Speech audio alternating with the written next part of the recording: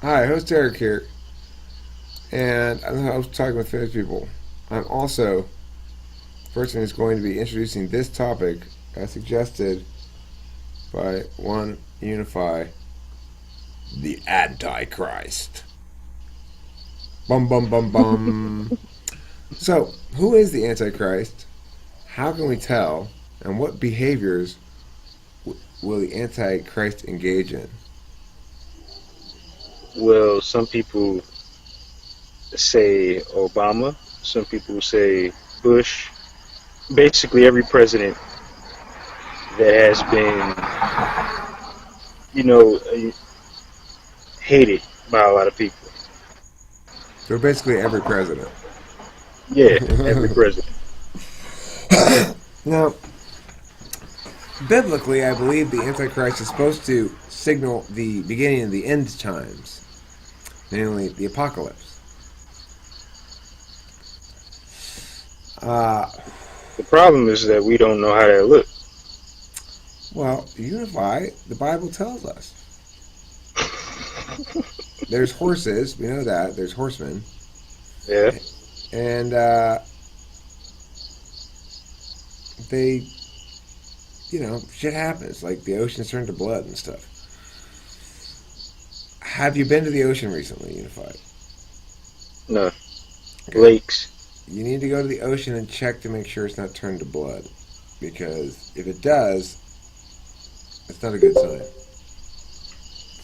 Oh, whose blood would it be if they tested it? That's a very good question. Hi, Nandi. We're trying to figure out whose blood it is when the oceans turn to blood in the apocalypse. What was it? Whose blood is it? Okay, you know how in the apocalypse, when the apocalypse comes and the horsemen and 3 horsemen or whatever, 4 horsemen, then one of the things that happens is the oceans turn to blood. Unify asks an important metaphysical question. Whose blood is it? I want to know. Maybe it's all the sea creatures' blood. So really, the oceans don't turn to blood. God just instantly slaughters in a really messy way every living thing in the ocean. Or he might have had a kidney stone that emptied out. That's plausible. It could be. It could be something as simple as this. It could be the in the God's surgery room. They're doing a God-sized blood transfusion, and the surgeon drops the blood transfusion bag into the ocean. It could be that simple. What happened to the bag? Well, it degrades in salt water. It's an interesting coincidence. Okay, I see. Yeah. I see. And so it dissolved almost instantly. They shouldn't have made it like that, but they didn't expect that it would ever drop into the ocean. They said somebody then asked after that was when they made the rule. Even gods sometimes get butterfingers.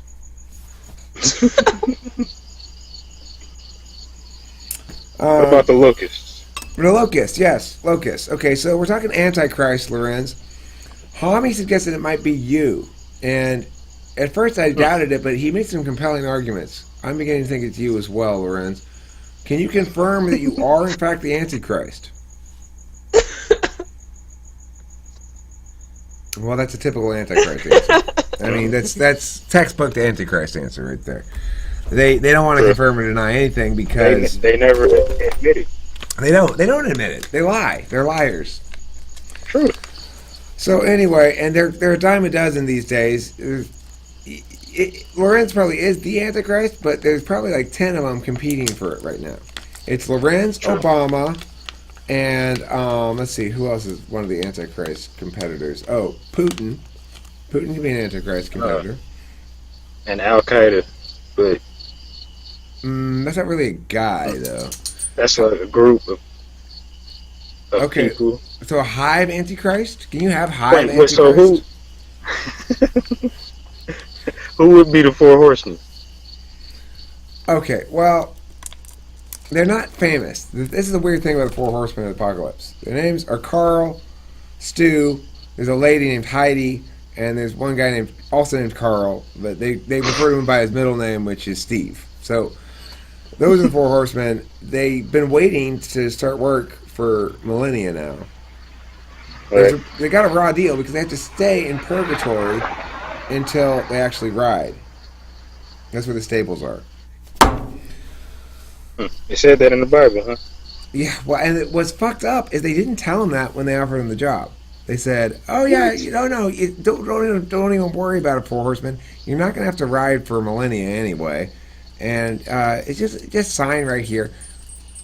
They didn't read it carefully. It turned out they had to spend the interim time in purgatory. I've filed several briefs on their behalf, but to no avail thus far. Heaven's Do they get judiciary is coverage? biased. What's that? Do they get coverage Well, they for back they problems and shit like that? they get reduced cost housing. Uh, It's not worth it. It's bullshit. Right. It's just for show, basically. Damn.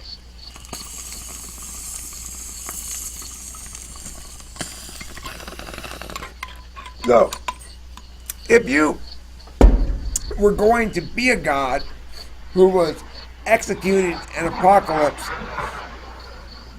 not by choice, of course, there's something that's occurred within the system that compels you, as the god figure, to execute Operation Misery. When you send the plagues, what kind of plagues are you going to go for? Will you stick old school? Will you go locusts? Will you go frogs? Or are you going to try to be more contemporary? Are you going to appeal to the contemporary apocalyptic audience? Or are you going to really get your impacts from throwing back to tradition? Like, do you go Y2K? Well, Loren says he's going to get creative. Y2K, you could go there. You could go, all my YouTube video get deleted. That's the fucking apocalypse right there. Yeah, it really is.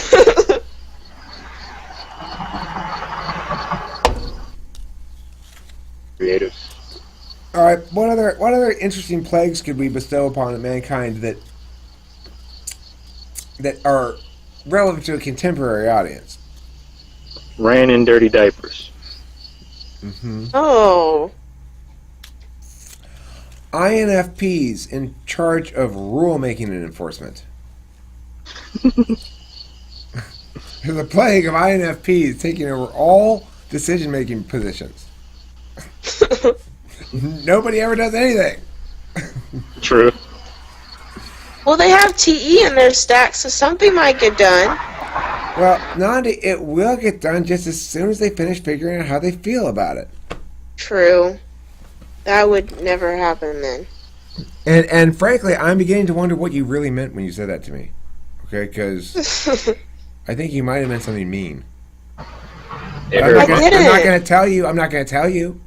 You can figure it out over the next few weeks as I give you icy stares. Okay? That's fair. That's everybody's boss is that lady, right? It's like the most particularly damaged and paranoid INFP who is unusually incapable of making any decisions about anything. You get that person and put them in charge of every important decision-making post in the country, you have an apocalypse on your hands. That might be one of the signs of the apocalypse. Right now. I think another possible plague would be something along the lines of what's happening right now in California or in Los Angeles anyway. Old school plague. We have 10 times at least the amount of rats around that I've ever seen before in my entire life in my 40 plus years living in Los Angeles. I've never seen so many rats. They're all over the fucking place. What about droughts and shit? I think that's why they're all over the place. I think there's zero carrying capacity in the wilderness for rats right now because there's no water. And it's weird because ain't the sea levels rising? It's like, where's all this water going if droughts and shit is happening on the coast of California? Well, it's changing the weather patterns. So like this past year, Northern California got a good amount of rain. and the middle and southern part of California got almost very little, and so it's just like, it's just like the weather pattern shifted a little bit so that it hits someplace else, or has been recently. But I think it's going to continue to change. So, I mean, I wouldn't anticipate an extended drought in California over the course of the next couple of decades. I would expect that we're going to see some periods of very rainy weather going forward. But I could be wrong. I don't know. Weather's tough to predict. Yeah. It's a chaotic system. The further out Florida might disappear. Florida might disappear? What, you think it's going underwater? Yeah. I mean, that's what they say. It makes sense to me. Who is they? Well, they, as in people who investigate global warming shit. The Society for the Prediction of the Future of Florida. Hmm.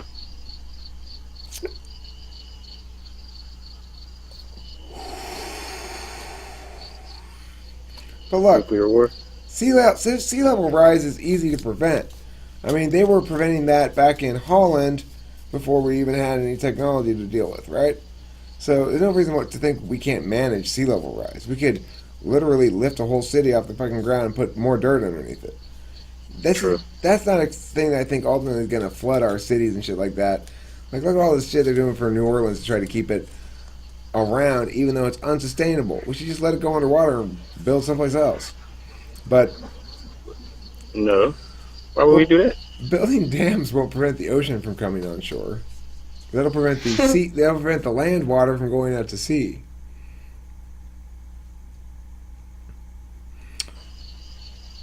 But what we should do is throw a bunch of beavers around everywhere and let them build dams.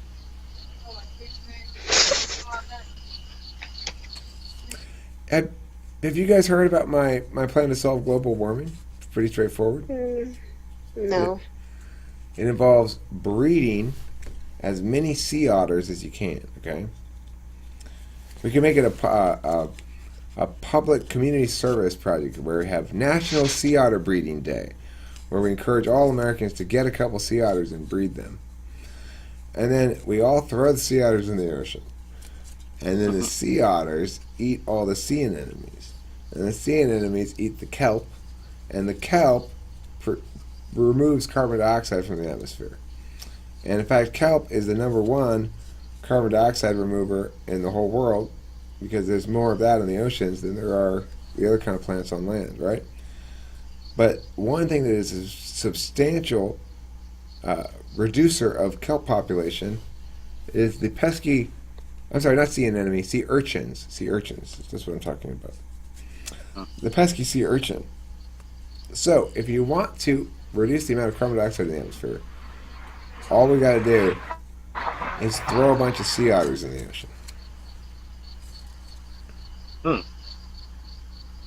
It's not my idea, by the way, but it's something I've used successfully in debates before. When we have global warming topics, I have my kids run sea otters. I say, no, it's not going to cost anything to solve global warming. We just need to throw a bunch of fucking sea otters in the ocean. And the other team's like, what? My kids run it, and the other guys never know what the fuck to do with it. They're like, they've never heard the argument before, and they have no cards on it. They don't have a card saying no, sea otters won't work. They just kind of blink at it like, what? Yeah, we just throw sea otters in the ocean. That won't work. Well, do you have any evidence? Sea otters? It's great. I love shit like that. I love shit out of left field that wins debate rounds. But obviously you couldn't solve global warming entirely with sea otters, because eventually the sea urchin population becomes too small to sustain the population of sea otters, and they starve to death. So then you've got yourself a sea otter starvation holocaust. That should be a video. Which is worse than the human holocaust. Let's make a video game called Sea Otter Starvation Holocaust. In which you try to balance the ethical challenges of solving global warming while slaughtering sea otters through the particularly cruel methodology of starvation. Okay, and what levels would there be? What? Like Oh, level 1, level 2, level 3? okay, first of all, okay, the subtitle of the game is A Game of Thorny Ethical Decision Making. And then the way it plays is like this. It's got a game board with squares on it, like Chutes and Ladders or something, or Sorry or whatever. And it's got a dice. And when you roll the dice, you land on one, and you get you have to choose. You draw a card, and you choose between two awful things. So, some of your baby sea otters are deformed. Stomp them to death to put them out of their misery, or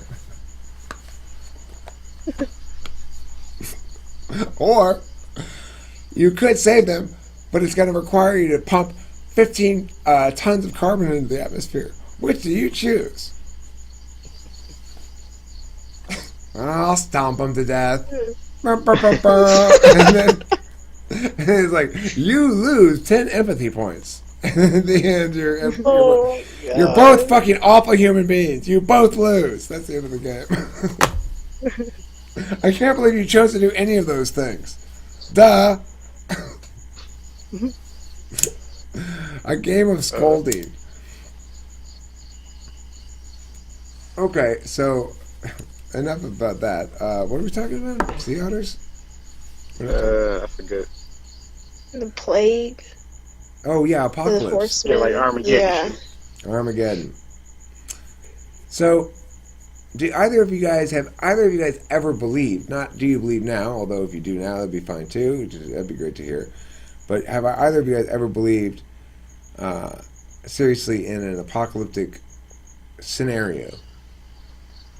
A specific one? No. Not really.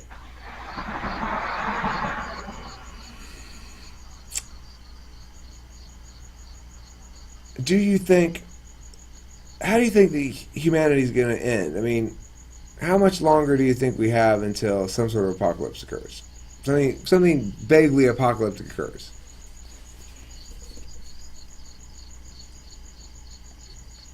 Well, apparently every 4 years.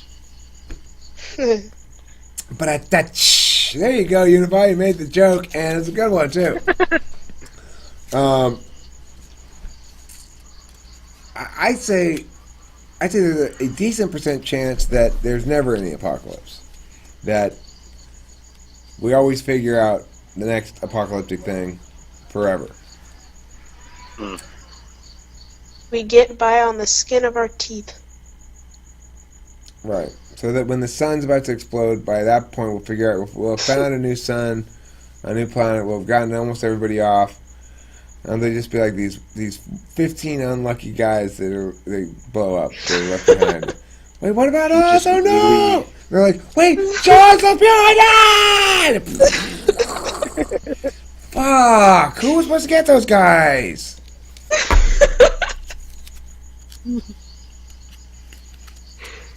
That's how the end of Earth happens. I had a vision, a revelation. I gotta write my own book of revelations. It'd be sold like it'd just be a novel, right? A novella about the 15 guys who blow up at the end. It'll all be their stories, and the people who get away will just be like minor periphery characters. What a tragic book that would be.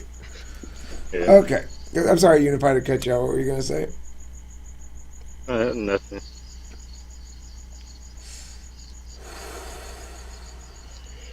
I don't know. I remember as far back as I can remember going to church. I just never really. It never made sense. Well, you were introduced to it. Yeah. How is it positioned to you as? I don't know. Like, Yeah, I just went to church every day since I was a baby. I mean, was it framed Growing for up, it you, just or never was it made just sense like? to me. Here's two possibilities. Tell me, which was it more like? Was it like, number one, we're going to church. Okay, let's go to church. Now we're back from church, and there's not really any talking about why we're going to church or what we learned from church or anything like that. Or possibility two, now Unify, it's really important that we learn about this stuff, and here's why, and then we go to church, and you come back from church. Now, what did we learn today from church? Which one of those is more like it? Number two. Okay, so you had framing. So what was the framing like? Oh, I think we lost It was Unify again. just Oh, you're there. Go ahead. no. It was just it, typically like extremists talk like, "Hey, this is the truth and the only truth," type of stuff. Like, Read this verse. Read this verse. Read this verse. Come get uh, oil put on your head that just feel weird. Come put money in this basket because it is like an offering to, you know, whoever. Stuff like that. How important it is. um, did they say why? And it was no real deep conversation until I got older and I started arguing with people. Did they give you some sort of indication that it was going to improve you, improve your life, or make you feel better, or give you some sense of yourself that was deeper, or something like that? Nah, it was more like experience would teach me that this is the truth, which it still hasn't. Did you ask them which experiences you should look for as these teaching events? No, I didn't. Interesting. Nandi, were you raised with any sort of metaphysics like that? Yeah, actually, pretty much the same thing as he's saying.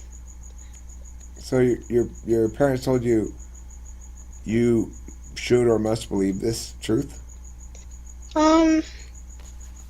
Yeah.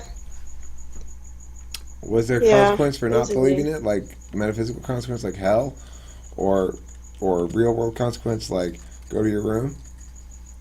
Well, like the metaphysical thing, you know, like if you don't believe in this, you're like not going to be saved or whatever.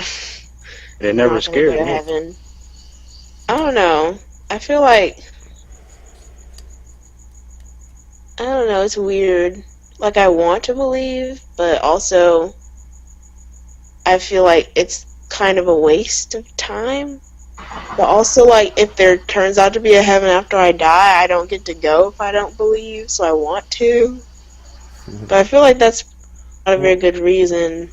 well, what if it turns out But that if you believe for that reason is the only way you don't get to go? There's that you would be just as terrible. look. I'm here, people. I try to express this to you a million fucking times. I don't care if you believe or don't believe, but don't try to bullshit me. That's how you get to hell. All right? Don't try to play me. Don't try to game the system. All right? So fuck you. Go meet Satan. Wow, God, you're so sassy.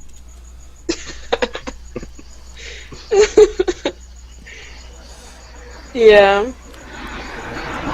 So I don't think you need to worry about it. If it turns out that we all die and it's actually me that's God, I'd be just as surprised as anybody else. But if it did turn out to be that, then I promise you, I don't care. I don't care about any of those things. I won't be sassy about the other one either.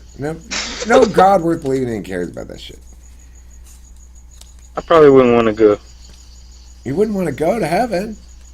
Well, free will. I wouldn't want to lose free will. Well, have you considered the possibility of making your own heaven? Uh, like out of paper mache. No, well, I was expressing the idea the other night that I get to decide what my heaven is like. If I'm the one who's going to invest the spiritual energy to believe in a God, then I should get to decide what the afterlife is like. Like your own personal truth. Well, no, just that if heaven is heaven, then it should be heavenly, right? Why would we call something heaven that has qualities that make it unacceptable? And the absence of mechanisms of free will would make it unacceptable, which is why I suspect we're in heaven right now. Huh? Makes sense. How could you construct heaven any better than this? You have endless Free will. potentiality. You can do anything the fuck you want. Here now? Of course. You could. This isn't heaven. But Nandi, listen. This is how heavenly it is.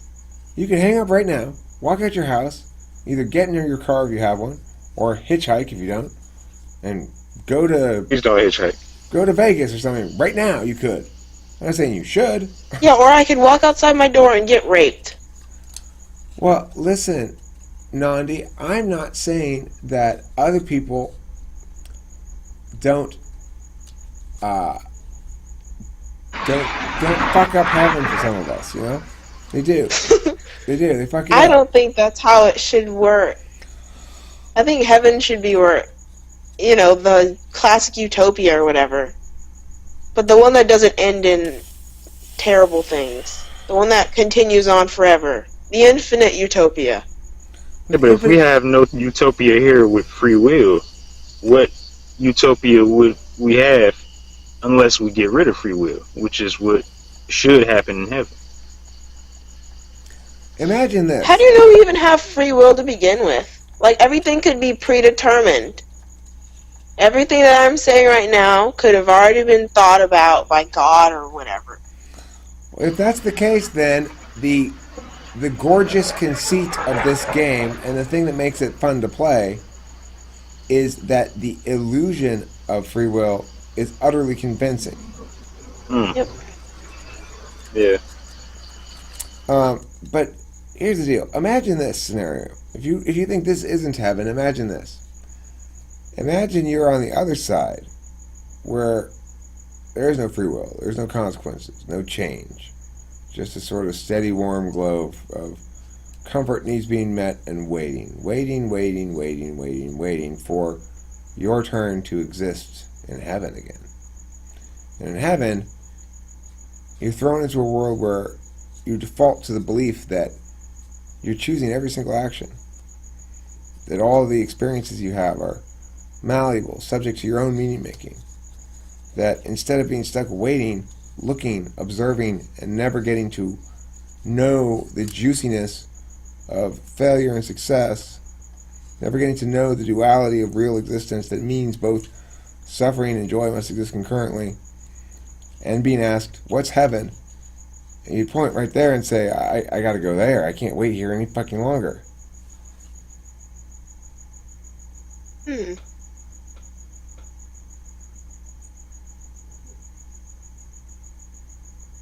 That's how I want it to be. I want to go back to a central guy and check up on my progress in the game.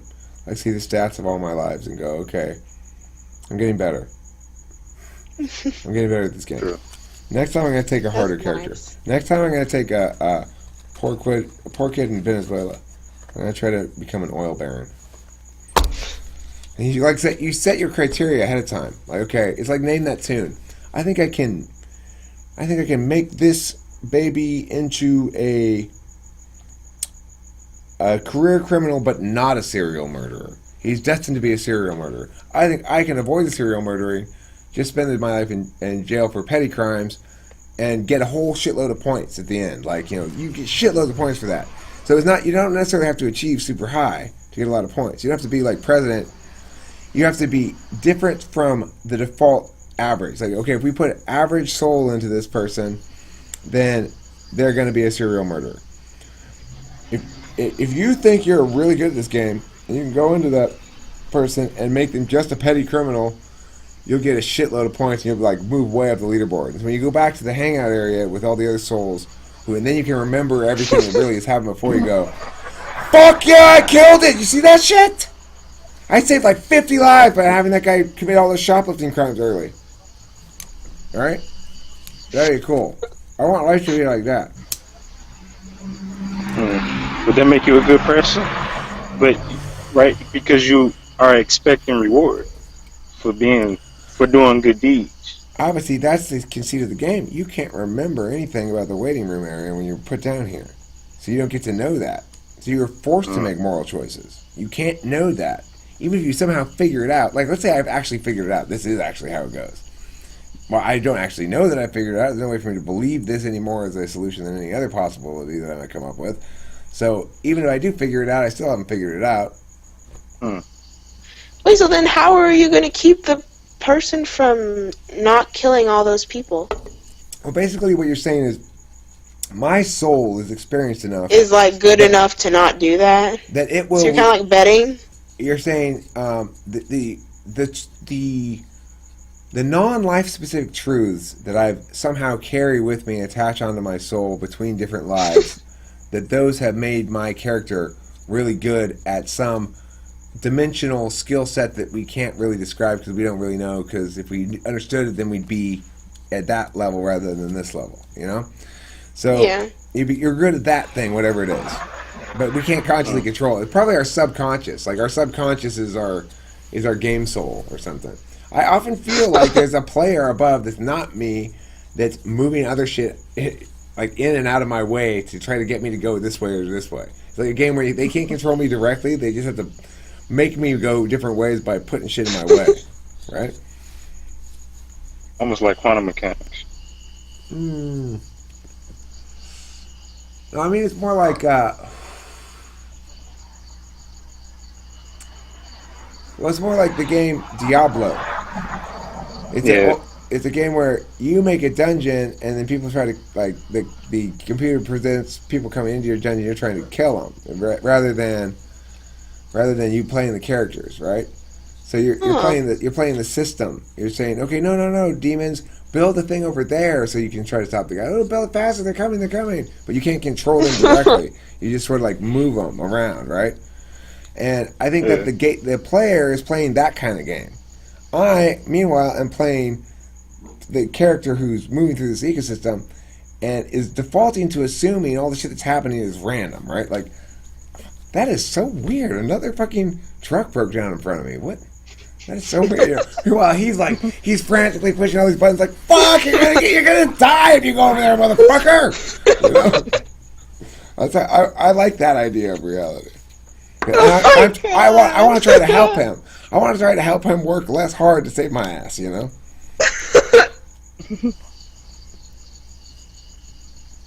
So God would basically be like a bunch of Chinese gamers.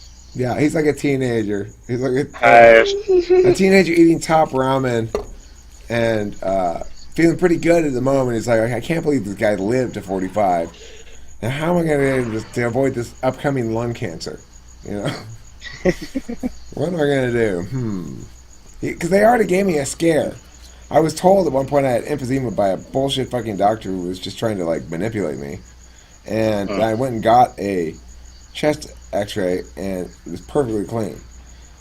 Now, a magical thinker would say, look, that's your message, Eric. You're supposed to quit now. But I didn't want to quit. And I rejected that message. I took the message to be something different. Fucking, don't ever place any faith in authority. When I saw the chest x-ray, I knew immediately my lungs were clean. I could tell by looking at it. Why? Because I'm a doctor? Because I went to medical school? No, because you can see shit on a picture. But we all want to think, well, the expert's got to look at the x-ray. Maybe the doctor might spot something that I wouldn't spot. But in fact, he told me exactly what I saw on the x-ray was what he saw as well. Nothing.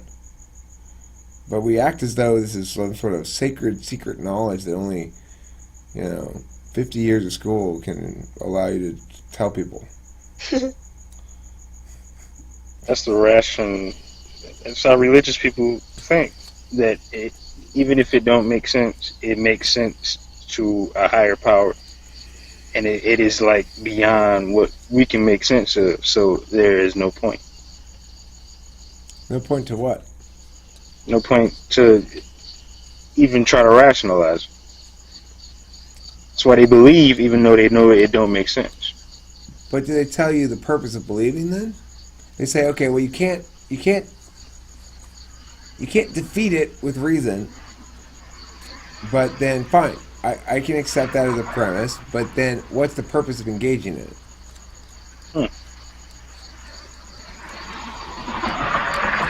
Might be an individual thing. Like everybody got their own personal reasons for waking up in the morning, right? We all have views of the world that we wake up to in order to help us get by and not feel like shit.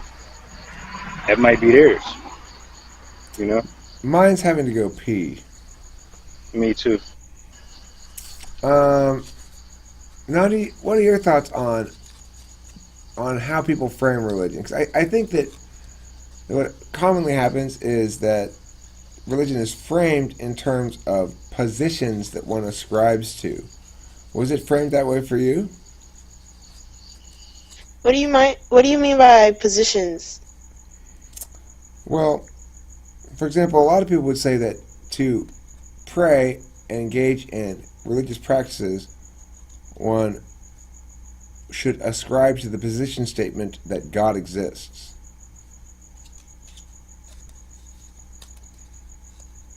The statement God exists is a position statement, but praying, "Dear God, can you please give me courage to deal with this hardship in my life," or whatever, is not a position statement. It's a behavior. So my question is, were you asked to ascribe to a lot of position statements in your experience of religion? Hmm.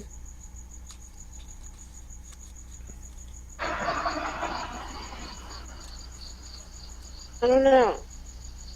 I guess like my mom told us she made us pray at night before we went to bed, and before our meals we pray. Like, are those position statements?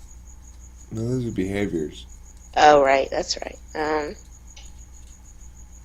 Position statements would be something like, "We oppose this class at your school because it teaches ungodly things." That'd be a position statement. The behavior would be then to pull you from the class, but the behavior would be less important than the position justifying the behavior, because the behavior is not personal, right? It's not like I'm going to pray. It's this system in which my child is a part of. I'm going to reject part of it for positional reasons.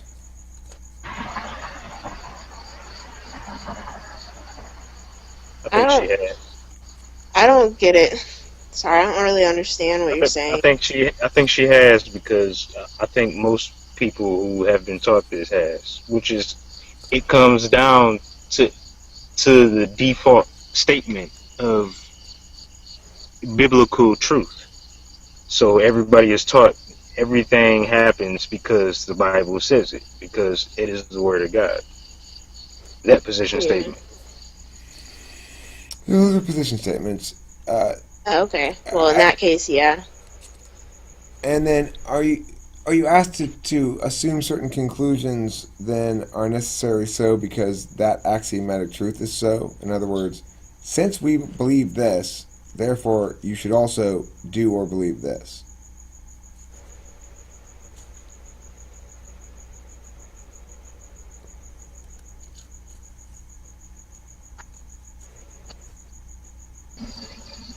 I'm not sure. Nothing comes to mind at the moment.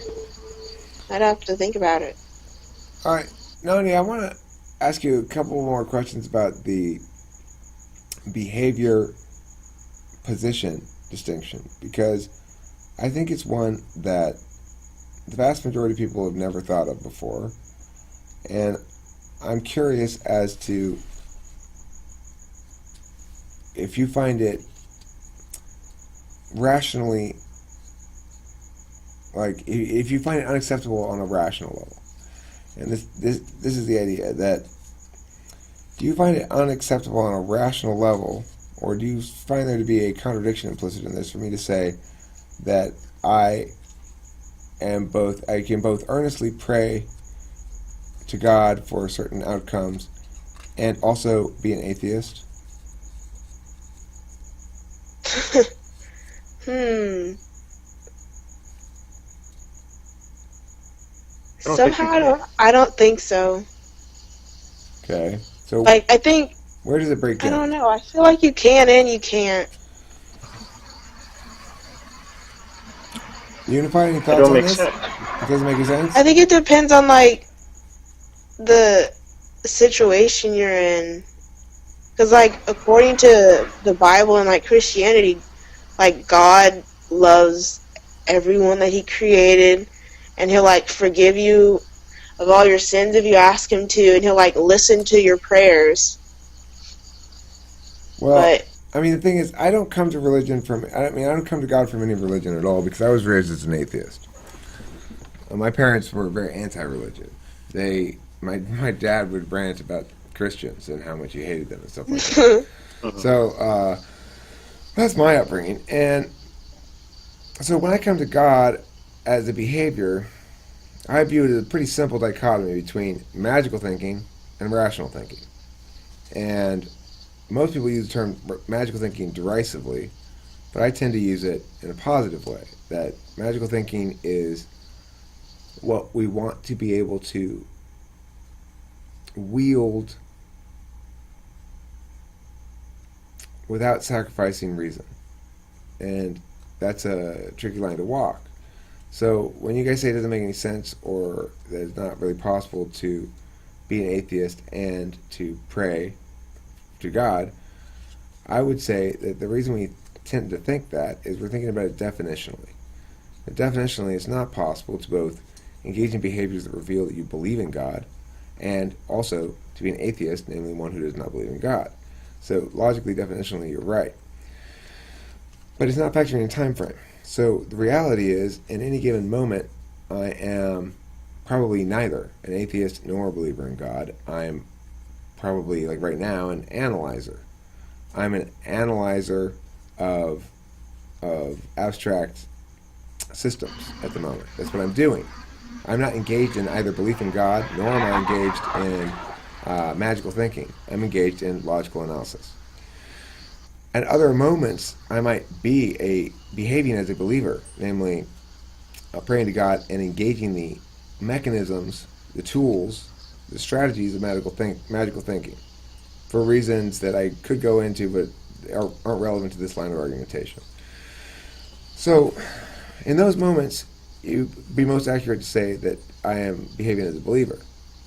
If asked to defend the existence of God, I won't do it. I've never made the claim that God exists. And if asked specifically to assert a stance as to whether or not God exists, I would say the question is meaningless. First of all, I'd fight it a lot. If compelled to answer the question, I guess I would say, is there a physical object that, we found it. We pointed the telescope in the right direction. There he is. Hi, God. And he waves. Hello, I'm out here. No. No, there's not that. There's not that, if that's what you're asking. Of course not. So, I consider myself both an atheist, that is to say, one who believes in a monotheistic God in particular. I believe myself a monotheist, and an atheist. Not so much an agnostic. I don't think I'm an agnostic because I see it as cut and dry. On a logic frame of reference, I'm an atheist because it's not even definitionally meaningful to argue in favor of the existence of a deity that has no distinct boundaries and that definitionally subsumes all else that cannot be considered to have distinct boundaries. What can we possibly deduce about it, et cetera, et cetera, et cetera. All that kind of shit, right? And well, if it's cut and dry, why? How can you be on both sides? So you're not going to argue for the existence of one, but you still believe that there is one, or there could be a possibility of one? No, it's like this. There's no making enchiladas in karate class, all right? So in karate class, when somebody starts to make enchiladas, I'm like, what the fuck are you doing? This is not enchilada making class, it's karate class, right? And I proclaim in no uncertain terms that there's no place for enchiladas in karate class. However, I might still go home and make enchiladas.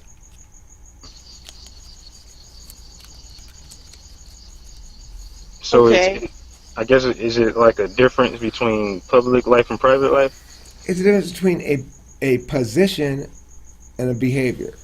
So if I have a position, it means I'm asserting the truth value or purposeful affirmation of a given statement that's not time sensitive usually.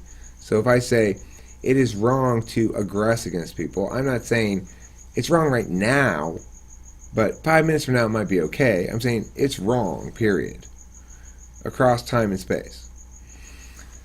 But if I'm saying to you, God exists, that statement assumes, by the way it's stated, the same sort of, well, like I say, I am both a theist and an atheist. Agnostic would imply that I ascribe to a position that says I don't know. I don't ascribe to that position. I ascribe to the position that I know both opposites in different times. But that the knowledge of the God opposite is more behavioral. When we try to frame everything as a position statement to be disputed or argued, within the statement God exists is a horrible position statement to try to defend. And to try to make statements like the existence of God is logical, or that my religion is logically true, or something like that, well, that's just silly. I mean, there's nothing but silliness to it. Well, no, you arguing well, it's about a belief in God is completely different from the religion itself or the book. What you talk about is praying. That's a dogma attached to the book. That has nothing to do with any book. I don't know if I have no book. I just have a God. Well, yeah, but that's dogma. What dogma? Who's dogma? Praying, like all the traditions of the actual religion. That's separate from the belief in. Okay, right, but I'm talking about a belief in God, right? Now, Callum, what I'm saying is you're wrong. I have never affirmed the statement that I do not know about God's existence. I do know for certain that God exists, and I know for certain that God doesn't exist. I do not affirm the agnostic position. I affirm both other positions. So you're either at one time a believer or a non-believer. I'm either a theist. Or are you both a non-believer and a believer? No, I'm either simultaneously. No, I'm either behaving as a theist, in which case I'm engaging in some sort of theism. Okay. I'm behaving as an atheist, in which case I'm arguing some sort of position. That's interesting. Or I'm behaving as or I'm behaving non-theistically, which is I'm buying groceries or something. That's interesting, because I feel like I was raised to constantly believe in God, so to speak. Like there's no turning it off and on. It's weird. Like it's something that you have and then you never get rid of. Do you believe in God You just believe in Him forever. While you're sleeping? It's just it's more like something that stays with you. It's kind of like you earn a certificate or something, and then some kind of metaphysical level up where you have that power forever. Well, I do believing feel in God is your power. I don't know. I do think there's this, that you're aware that God mode is there, available to be accessed if you need it. Yeah. Okay. But that doesn't mean being aware that you can access God mode doesn't mean that you are actively believing in God at any given moment. It just means that you can. That's true. So why do you, when you know you can, and you often do? Well, I learned the habit when I quit drinking, because I needed what I said at the time was a non-rational solution, because drinking is a non-rational problem. What I really should have said to myself then, and what I say now as I describe it, is I needed an irrational solution, because drinking is an irrational problem. Okay, that makes sense. I get it now. And prayer as a behavior is an irrational behavior. And yet, it was more effective than any rational solution I could come up with. And the reason, I think, is this.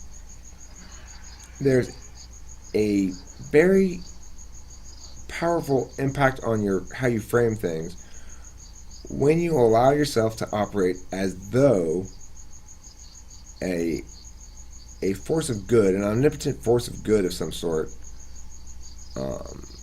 wants you to win each choice, even though you're going to lose a shitload of them, right? I lose shitloads of them, but he wants me to win, and he'll give me extra chances and shit. But you gotta start thinking like that, right? And it's not like you count on it. You don't count on it like, oh well, I'll just wait and then God will make something happen. Instead, it's more like, shit's moving around all around you all the time. It's just a matter of remembering to pay attention to it occasionally. Because most of the time I'm not thinking like that. Most of the time I'm not thinking magical thinking stuff. I'm thinking about my YouTube channel. I'm thinking about, like in the car, I might be driving along, talking to myself, and yelling at somebody in the comments while I'm driving in the car. Like, you fucking idiot! Can't you? Oh my god, you fucking moron! That is so goddamn annoying. I might be doing that sometimes in the car, or I might just be thinking about like something sad, like I got to go visit my parents, and I start thinking about sad passage of time stuff or whatever. But occasionally, mostly only turn to God as an active prayer thing only if I'm feeling really bad. And then the magical thinking thing, I've got it kind of tuned to autopilot now. I don't have to actually think about it much. I see things that are unusual, and I immediately shift into possible meanings I could make.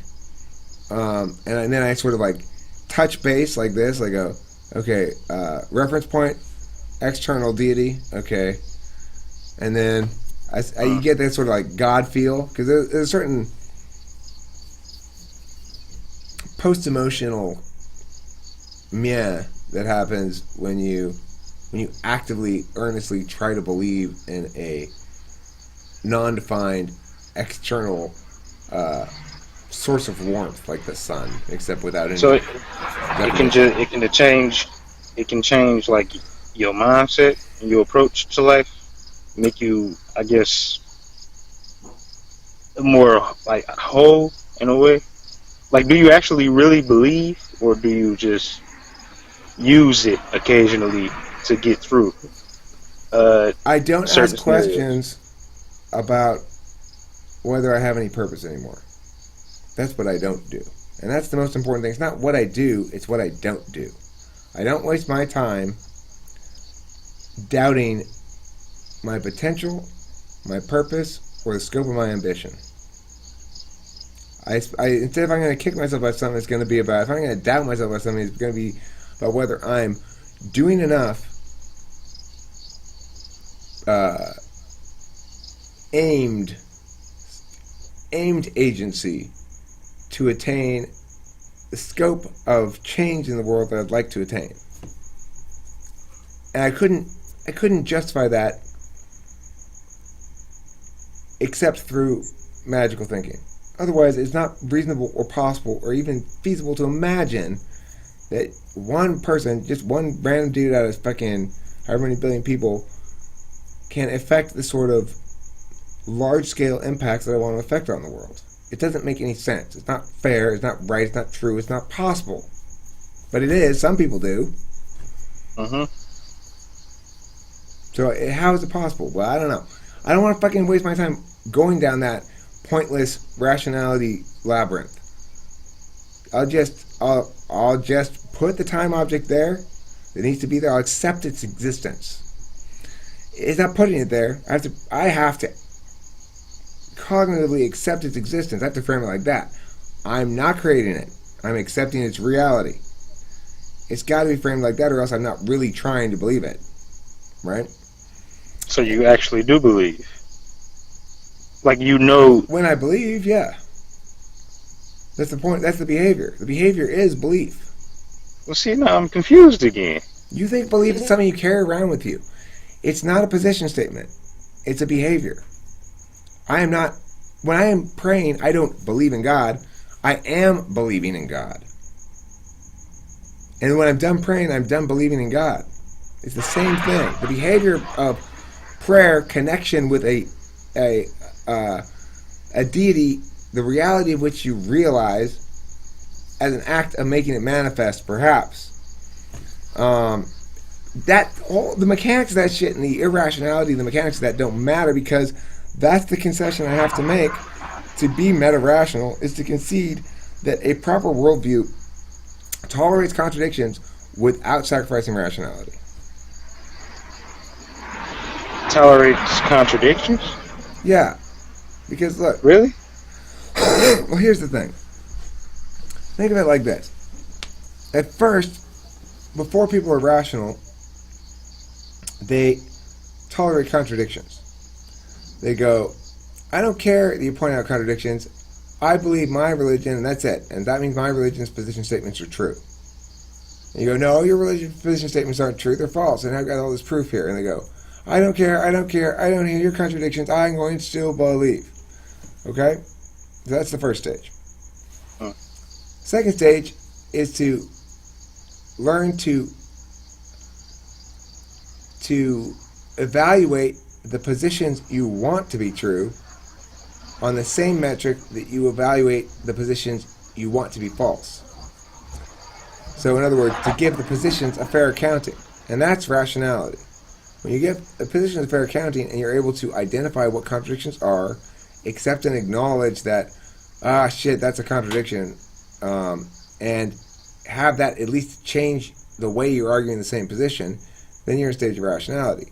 In a stage of rationality, there may still be a clinging to positions of certain sorts, but by and large, the main god of that stage is reason itself, and that means that what is tolerated in exchange for the godhood of reason is relativism and nihilism.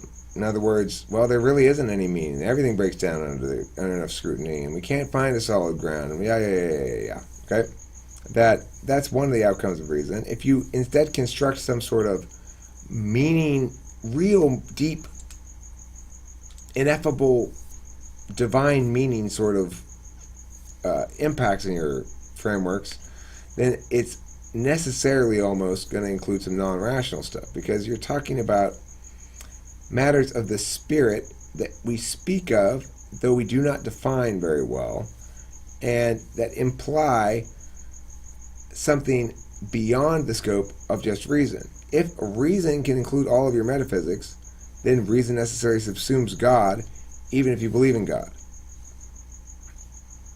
And then you can understand how people would see that as hypocrisy, right? What? Believing in God and being an atheist? Yeah. Different frames of reference. Would they consider being a hypocrite to say, don't stop cooking enchiladas in the karate class if I then go home and cook enchiladas at home? Would they say, you're being a hypocrite? Say, you said you hated enchiladas in the karate class, but now you're cooking them yourself. Yeah, but I'm not cooking them in karate class. Yeah, but karate class, like life is life everywhere, no matter where you go. And objective truth is objective truth, no matter where you go. We are engaging right now in objective analysis, which is to say we're engaging in the process of argumentation and the comparison of warrants, of reasons why things are true and reasons why things are false. And in this forum, you're right, that if I were to say, well, the reason it's true, Unify, is because God does exist, you can see in the Bible and blah, blah, blah, all this other shit, right? That it wouldn't withstand any sort of rational scrutiny. Then you would say correctly, Eric, stop making enchiladas at karate class. However, if we go home to enchilada eating time, if we're having an enchilada eating contest, you'd say, oh, I'm sorry, I only do karate. I don't eat enchiladas because that's ridiculous. Here's why it's ridiculous. Number one, no matter how well you execute an enchilada eat, you do no damage to your opponent. Number two, eating enchiladas does not block any punches or kicks. Number three, eating enchiladas is not consistent with the etiquette of the dojo. Number four, basically you're saying the reason it's hypocrisy is because you're framing everything through the rules of the karate class. My point is, a lot of people engage in enchilada eating. Now, you might not feel any need to eat enchiladas because you think all your needs are met by karate class and or other things. But not enchiladas. You don't need those. What I'm saying is, there's a lot of people who are eating enchiladas and who have impacts in their life one way or the other. You might claim those impacts are negative, or you might not claim that. You might have no opinion about that, or you might have an opinion about that. But the reality is, they're obviously not negative for them, at least not so much as to dissuade them from persisting in the behaviors. My point is, a lot of those individuals also display behaviors that we would deem irrational, that first stage, where I'm going to cling to my belief even though you're pointing out contradictions to me. I want the ability to utilize their magical thinking powers, but I don't want the burden of having to cling to my belief and defend it as a position statement when I'm not utilizing it as such. After all, when we're talking in this, I don't say, and Unify, the reason why X is Z is because, dear Lord, make Unify understand this. I don't use prayer as an argument, right? Why should I consider it under the framework of arguing and position statements when I'm not treating it as a position statement? I'm not seeking from it truth under the framework of position statements. I'm seeking from it utility under the framework of magical thinking and how people use it to create more meaning in their lives.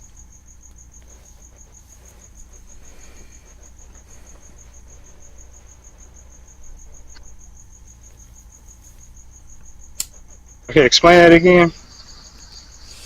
Okay. So, what I'm saying is, right now, we are using the rules and systems of a position statement argumentation analysis framework. So we're saying, I can't tell you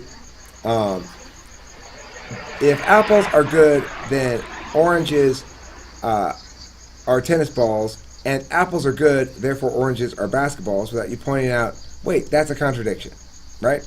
That invalidates that argument. The contradictions invalidate arguments. That's the basic rule we have in analysis. Contradictions invalidate arguments. Additionally, another rule that we have is that the reciprocal burdens notion, that if you're going to justify something with a given type of justification, then in a comparable situation, the other party can do comparable argumentation. Those are the two basic assumptions that we have as far as that goes.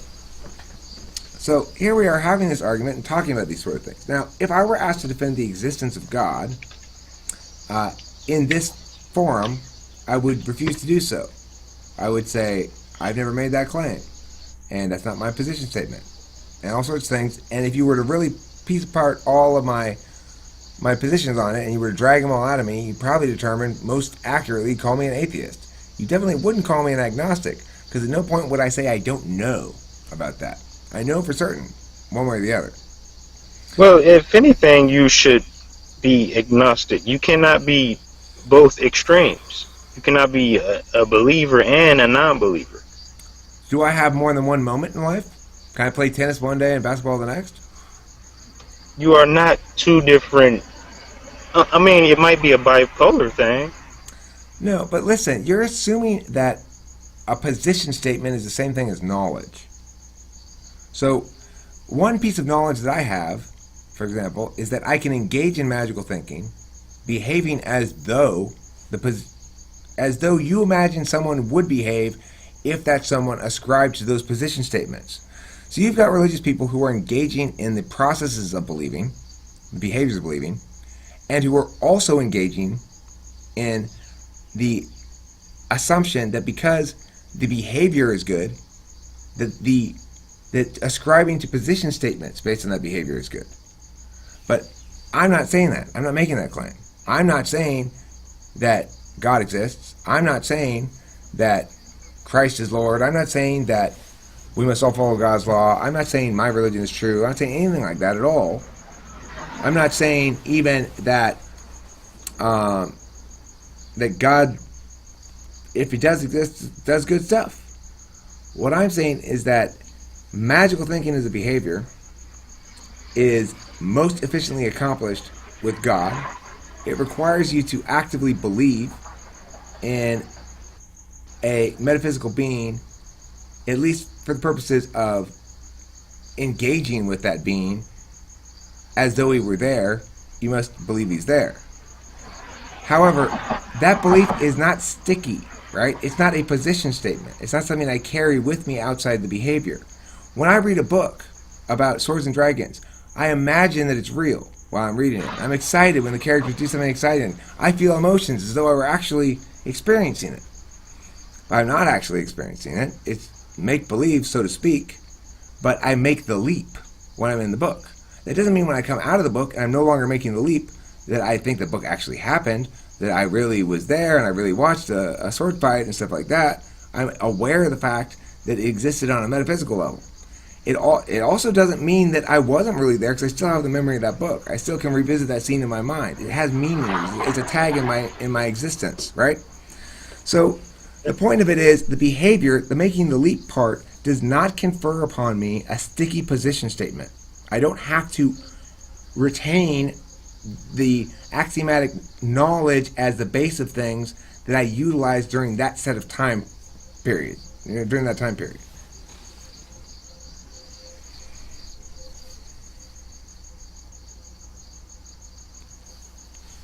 My head is about to explode. It's called meta-rationalism. I didn't know it had a name until just the other day. Eric pointed me out to me. He's like, he basically said, I think this is what you're doing. I was like, that's totally what I'm doing. You know, I think I do the same thing. But we haven't learned that we should position it as post-rationalism, not in conflict with rationalism. We want to help rationalists get here. To understand that beliefs aren't fucking objects we carry around with us. That when we argue position statements, that's what we're doing. And when we just because we choose to ascribe to and argue a given position statement, that's one kind of belief. What are you arguing?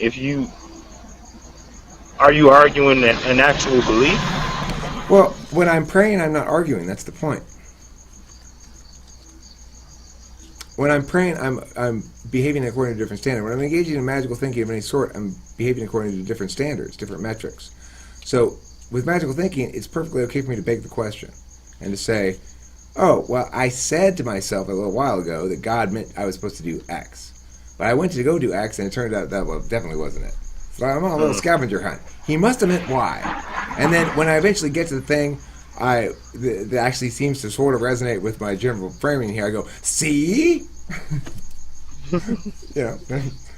So that's perfectly okay in magical thinking. That's what makes it magical. But it's not okay in reason.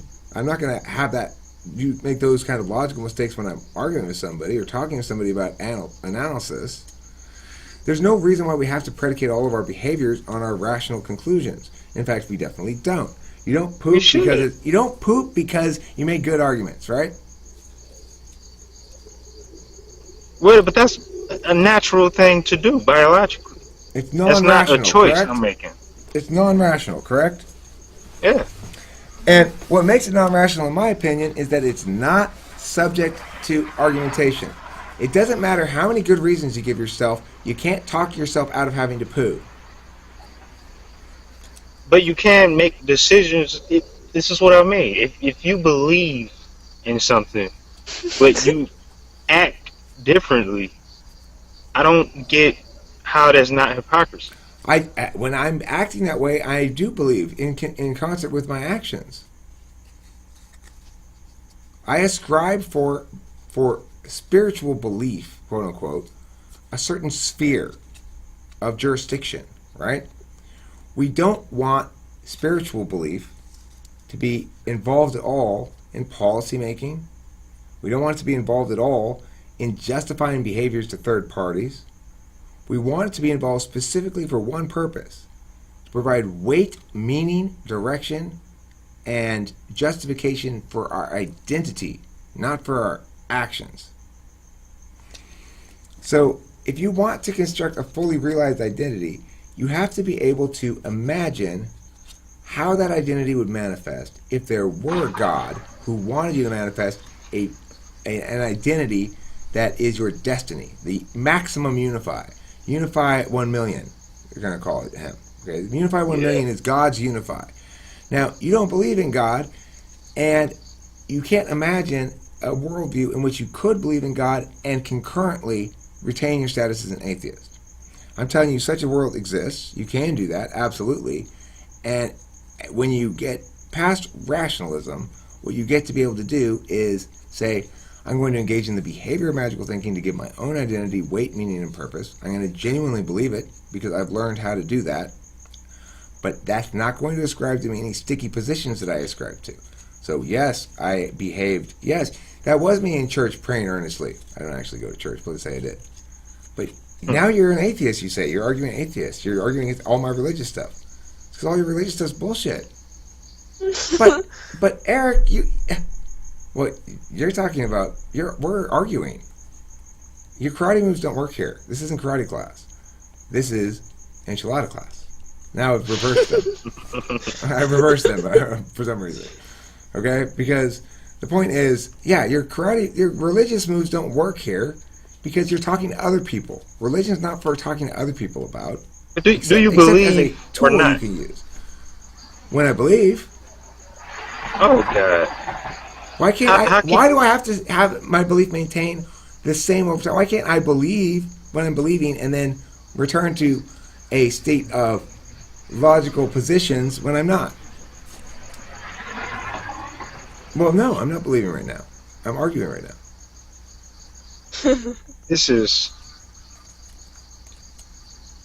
It's like playing chess upside down. It's hard.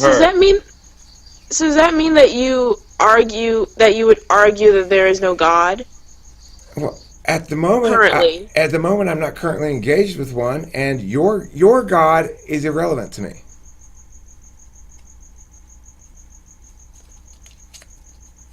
I mean, I would suggest to you that this is a behavioral technique that others can employ for good effect in their lives if they wanted unsolicited advice, but I would imagine your God being unrelated to mine.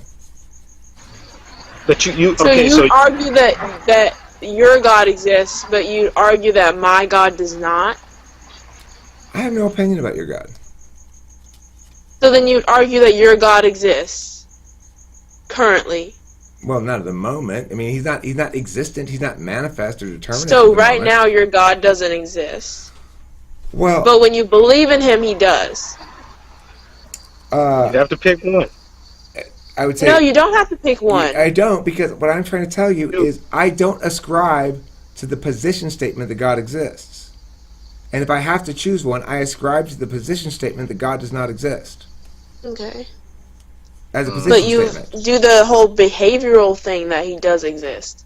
So you behave like he does exist at times. I'm able to believe in his existence, yes. Okay. That is still confusing, but... It is confusing. I understand because I do the same thing.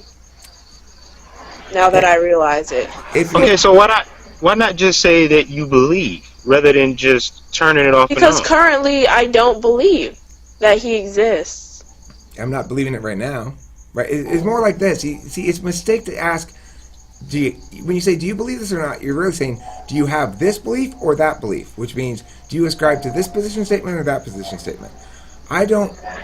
It's meaningless to me to view the issue of God as one to be adjudicated through position statements.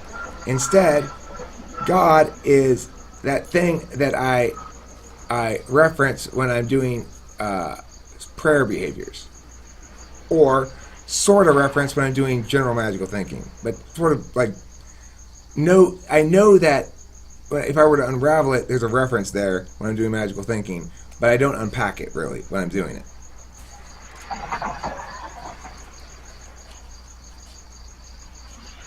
Wait, I missed that last part. You don't unpack it when you're what? When I'm doing because there's two different behaviors. Okay, one is actual prayer. I rarely engage in that, but when I do, it's usually because I'm feeling bad.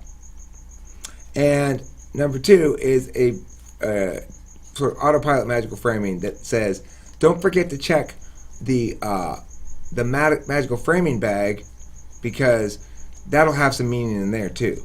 I've already gone through. My first gut is always to deal with things in a link fashion, an associative link fashion, as is natural for NE. So I'll experience something happen, and I'll make associative links. It reminds me of some bunch of different weird things that are only really loosely linked to the thing. And then I will, now typically, if it's a dramatic event, I will then go, oh yeah, magical thinking bag, and I'll look in there and see what kind of meaning there is in there, right? Now, for that moment when I'm looking at magical thinking bag, I've shifted gears to believer for a second. And then I check the magical thinking bag. If there's something juicy in there, I may stay in that frame for a second and explore that possibility. It may change my behavior. I may go, okay, well, since that's a good possible magical thinking meaning, Let's roll with that. Let's try that possibility. And then that I may make a different turn on a different street on that moment. But those are two Look at different the chat. behaviors. Look at the chat. Okay, I can't see. Callum just made a good point. Okay, I can't. Okay, so if you broke the law, right? Mhm. You made a decision was based off of your belief. Are you accountable? Yeah. Because you made the decision. It doesn't matter what you made it about. Well, I mean, my point would be, first of all, decision making about, like, am I going to break the law or not? That wouldn't be the sort of thing that I would utilize magical thinking for. Magical thinking is like, Some people do. what's that? Some people do. Yeah. Well, I mean, the fact that other people use magical thinking badly is not a reason to condemn my magical thinking. I mean, I think almost everybody uses it badly. I think people can't have trouble reconciling this conundrum here, and the problem is they mistake ascription to position for a belief that's an object you carry around with you as part of your identity. And my point is, my beliefs are not part of my identity. My beliefs are things that I use in revving up my behaviors to produce significance in my identity.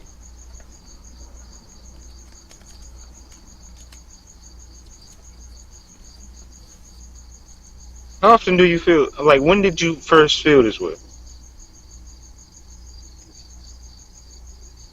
Right, magical. Okay, my count. I'm looking in the magical thinking bag for juicy meanings, but there's multiple in there.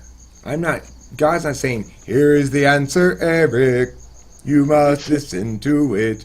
Go kill all those people. I'm telling you the truth. Okay, God. No, it doesn't work like that. Okay, well, this is a problem I have, right? This is where we need to fix things. There's nothing wrong with magical thinking if you understand it as such. The problem is this. It's like not host Mark comes in and he insists that his Christian worldview is the most logical position to hold. That's what he wants to insist.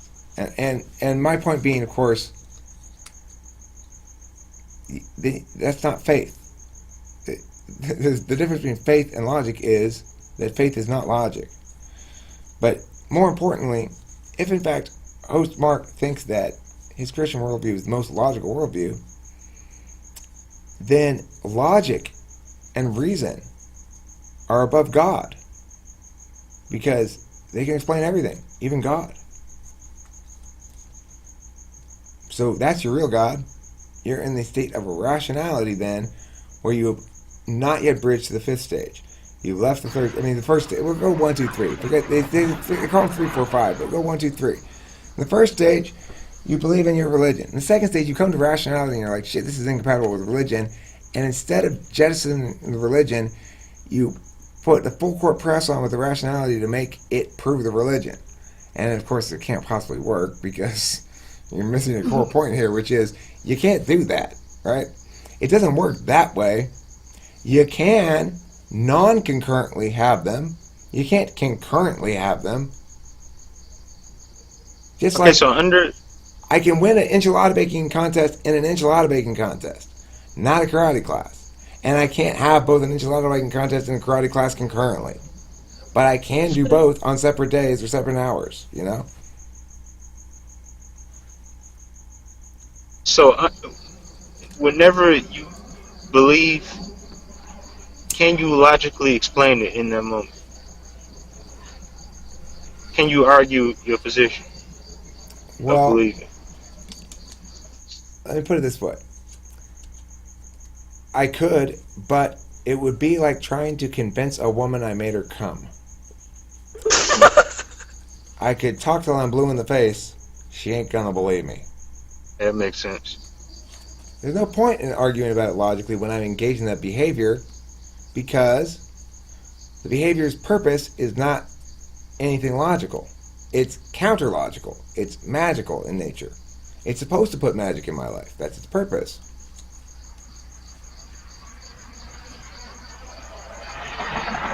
Therefore, it has to be illogical. It's not logical. It's just a tool that you're using. That's all it is. An illogical tool. So you don't believe. Yes, I do, when I'm believing.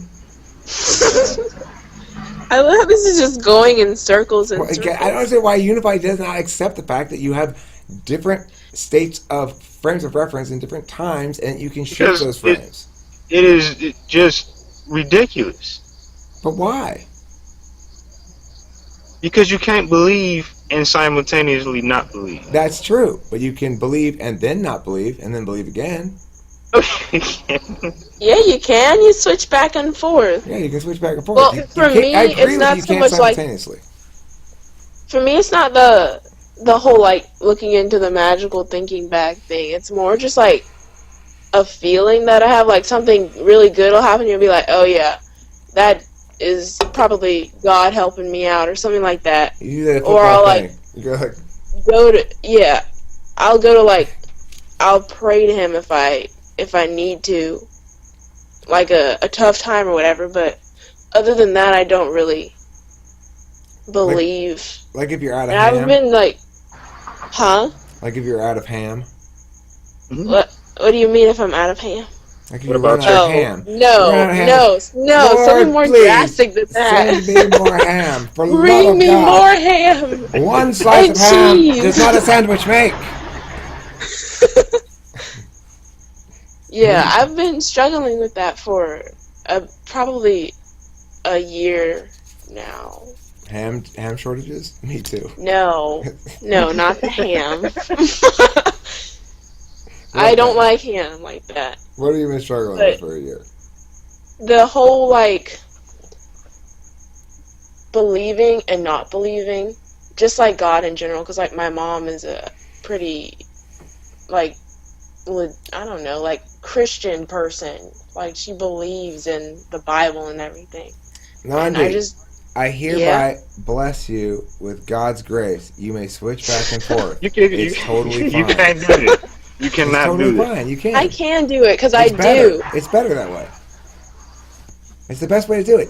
Unify. It's not something that you choose. Unify. I know you Well, it's hate not something that I chose. I know you hate enchiladas, but you're gonna have to acknowledge the fact that without enchiladas, there'd be no Mexico. And without Mexico, we'd be connected directly to Brazil. And who wants that? What? I don't, but still, it's. Oh my God. You can't believe, and Why do you keep telling me what I can't do? you can't. You can't do what you're doing. You can't believe in one thing for your whole life. Yeah, I'm doing it. No, you can't, and so am I. It's easy. I can do it with my hands tied behind Exactly, and I can do it with my eyes closed. my- Oh God. Okay, Like Callum, I've been doing. Callum, yes, behaviors have their own internal logic to them. Like I said, the logic of my magical thinking is to beg the question. Now, you might say that's invalid, which it is, under the framework of rationality. But it has to violate the framework of rationality, or else it fails to produce magic for me. The key thing is, the problem, What is the magic? What is the magic that is well, like I said, giving you? it's a positioning of myself against a certain kind of backdrop that otherwise would be denied to me. If I were insistent that the world of irrational metaphysical claims about God and purpose and morality that is justified through infinite truths rather than logical deductions, that world is one that it's possible, right? It's one part of possible human experience to exist in that frame. Now, it's true that almost always when individuals exist in that frame, that from a rationalist perspective, they are doing a lot of damage because they don't understand the limits of that frame of reference, so they drag it out into public. They drag it out into prescriptions for others about what they ought to do or ought to believe. They drag it out into public policy discussions. They drag it out into understandings of ethical frameworks. They drag it out into all kinds of shit. They're not just putting a little swords and dragons in their life, and with good effect. I want to stress these are real swords and dragons. They're not fake swords and dragons. Because you have to stress that. Otherwise, what happens? You undermine the integrity of the behavior. You've got to maintain the integrity of the behavior occasionally with reminding that the position statements of the behavior would be this were to make position statements. All right? So that for the sake of representing it accurately. Anyway, the point is, it's true that a lot of individuals misuse magical thinking, and that magical thinking is normally a symptom of a problem. But for meta-rationalists, I think it's fair to say it's a symptom of a solution to meaninglessness and a solution to uncertainty, a solution to purposelessness. That doesn't mean I know for certain what my purpose is, but I accept now as a default position that I am able and it's okay for me to have unlimited scope of possibility and ambition. Even if I might not attain it, it's okay. It's not conceit, it's not hubris, because I engage in monotheistic behaviors that afford me a level of non-rational comfort with the audacity of my identity.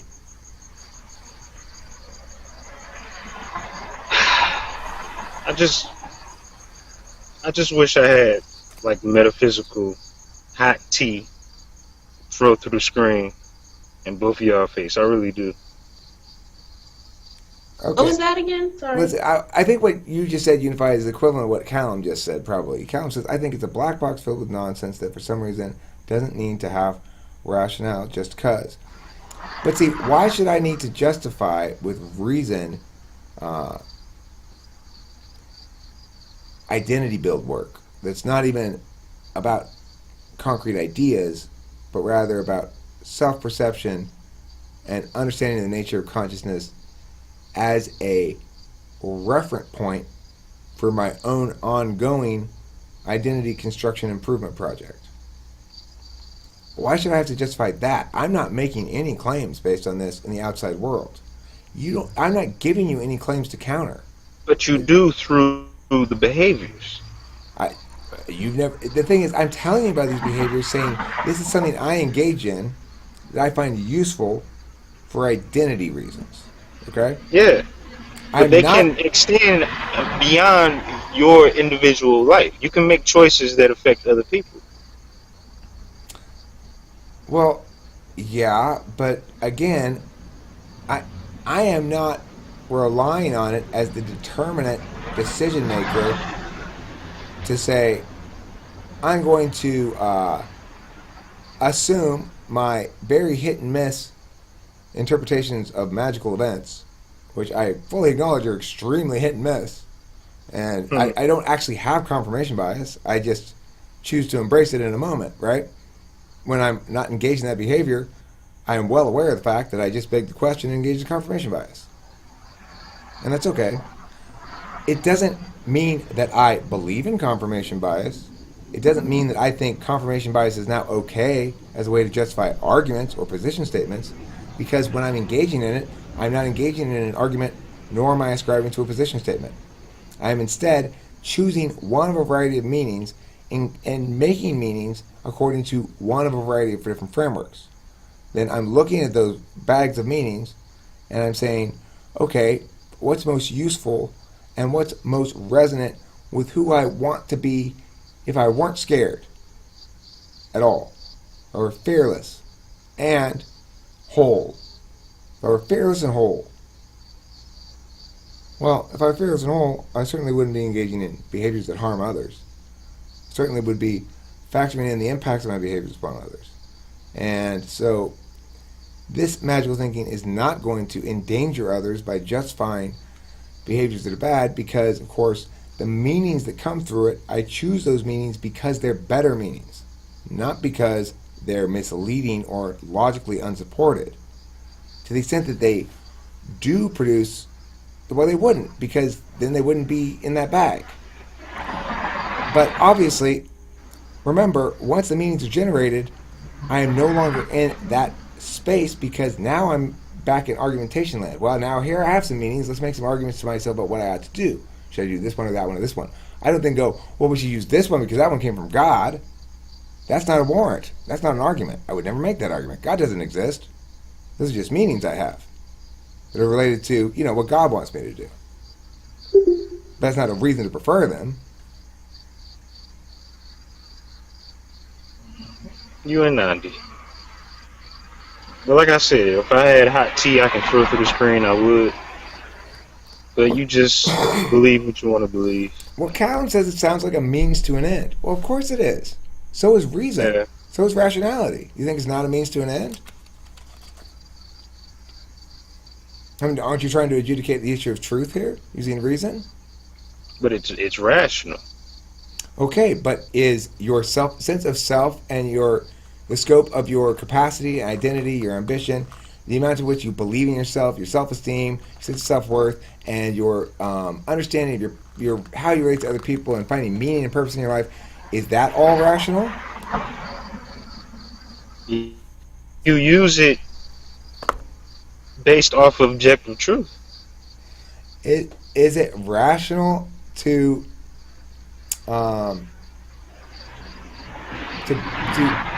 purchase food that you like better instead of food you like worse, assuming both have the same amount of calories? If the more you like better is more expensive. I hope you don't mean turkey.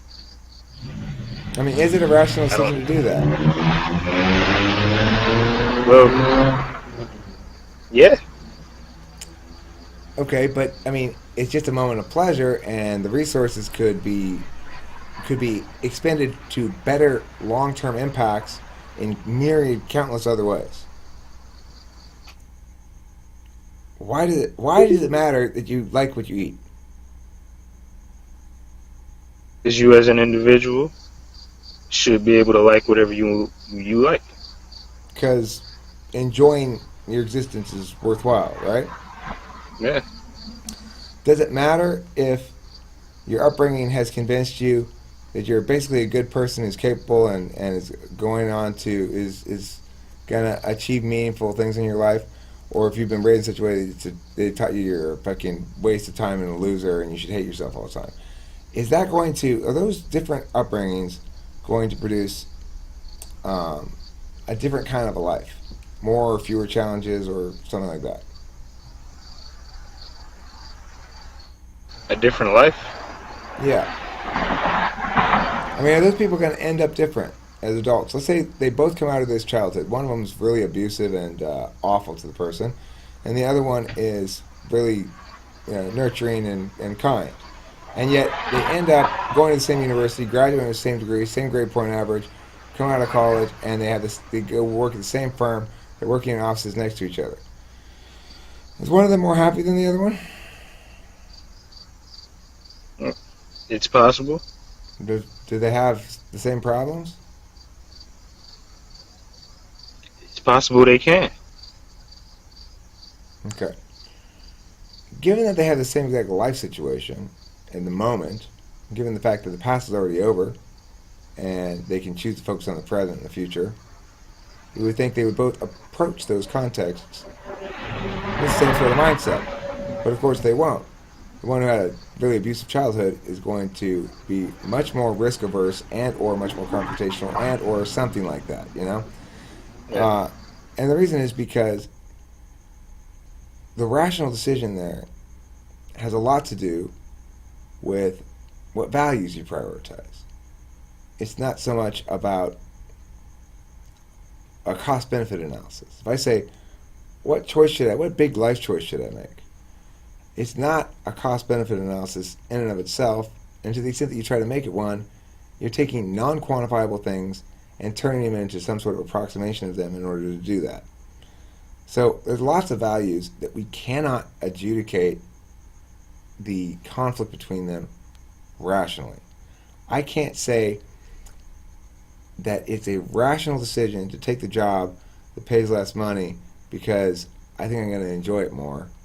Even though you might say, well, of course that's rational if you know you think you're going to enjoy it, you think you're not going to enjoy that one, money's not that important. It's a very rational decision, Eric. Well, okay, but then it's a rational decision to prioritize your non-rational self. The fact that as a human being, life is about a lot more than practical outcomes. It's about a lot more than doing work to generate value and then use that value to generate more value and to do good works for people and yada, yada, yada. It's about understanding who you are and realizing the life you want to live. That's everyone's number one job. Find out True. what life you want to live and then do what you can to try to live it. And I know that a huge amount of energy was exerted towards denying that any possible answer to those questions existed. From my perspective, a huge amount of energy was directed towards that, as I tried to destroy everything. If there's no rational means of attaining purpose or meaning, then destroy everything with reason. Like use it to break down everything. Every belief you have, give me your most sacred belief. I want to fuck that shit up right now. That was basically my attitude for many years because I didn't think that there was any way out of this conundrum. But my current position is there absolutely is a way out of the conundrum.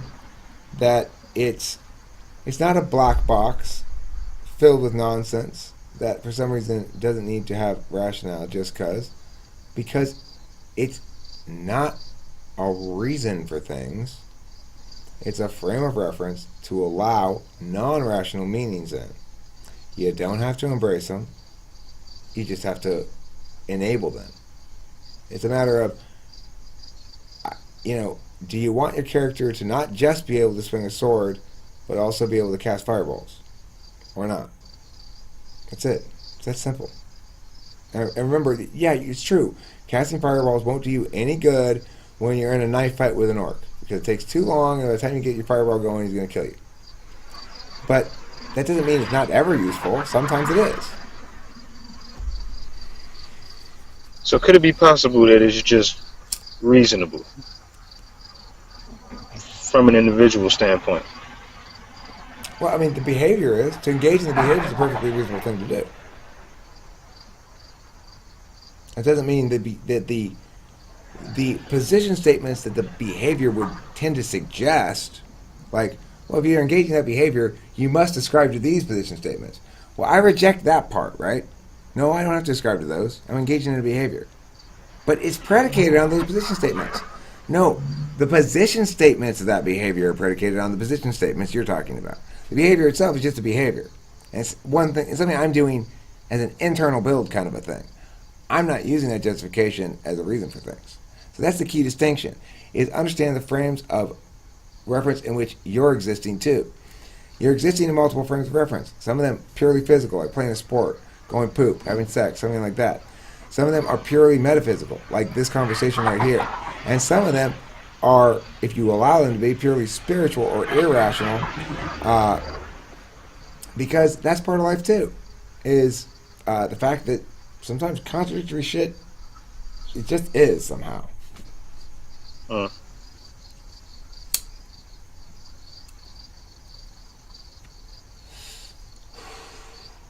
We're going to end this video right now, but I just want to say I find this utterly exhilarating that these labels exist out there. They describe this thing, and that reading those labels enabled me to all of a sudden understand exactly what's going on.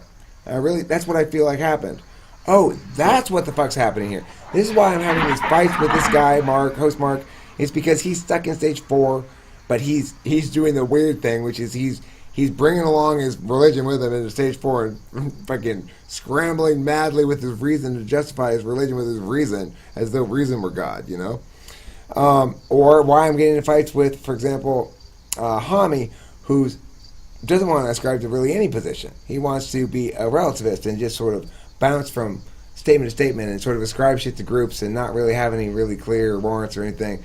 That's more of a stage 3.5, stage 4 kind of a thing, right?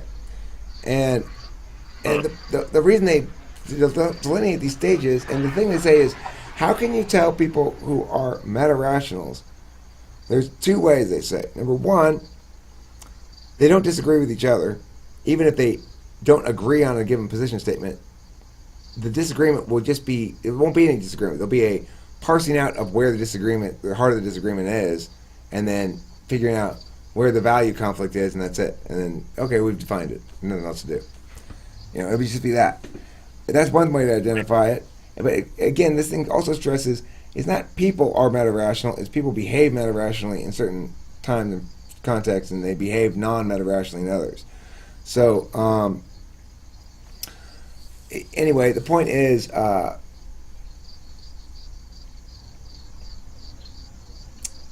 it makes sense now. Makes sense that, okay, they're monist, which means they're accepting contradictions by denying their existence. That's the first part.